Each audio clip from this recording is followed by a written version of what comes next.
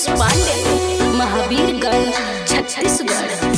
Music by Aman rock. Durga मैया की पैसा बचाई जाके जल्दी रउआ लाई, जल्दी रउआ लाई। लाले लाले माई के चुनरिया हो।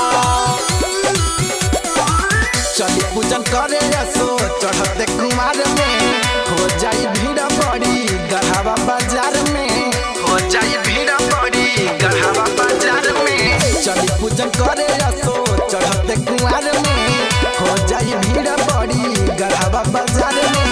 जगमग करता सहरिया हो, सहरिया हो। पैसा बचाई जाके जल्दी रउआ लाई, लाले लाले माई के चुनरिया हो। पैसा बचाई जाके जल्दी रउआ लाई, लाले लाले माई के चुनरिया हो। पैसा बचाई जाके जल्दी रउआ लाई, पैसा बचाई जाके जल्दी रउआ लाई। लाले लाले माई के चुनरिया हो। बोला बोला दुर्गा मैया की सैया के साथ में असन बारात में सरधा मई हरे घुमाता ए राजा पुराइए देताना कि दर्शन कराइए देताना, कि दर्शन कराइए देताना।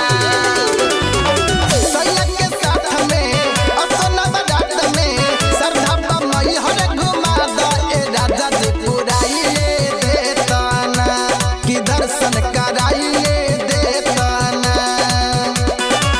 मन जति कहेली में हरिया हो, पैसा बचाई जाके जल्दी रउआ लाई, लाले लाले माई के चुनरिया हो। पैसा बचाई जाके जल्दी रउआ लाई, लाले लाले माई के चुनरिया हो। लाले लाले माई के चुनरिया हो। लाले लाले माई के चुनरिया हो। बोला बोला दुर्गा मैया की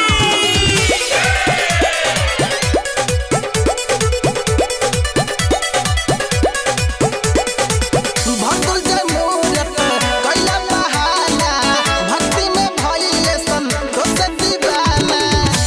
कि पवन के बोलाइए देताना, कि भजन गवाइए देताना। कि भजन गवाइए देताना। छोटे लाल भंजन कैला तू बहाना, भक्ति में भइले संतोष दीवाना। कि पवन के बोलाइए देताना, कि भजन गवाइए देताना। विपुल जय माई के दुआरिया हो, दुआरिया हो। पैसा बचाई रउआ जाके जल्दी लाई, लाले लाले माई के चुनरिया हो।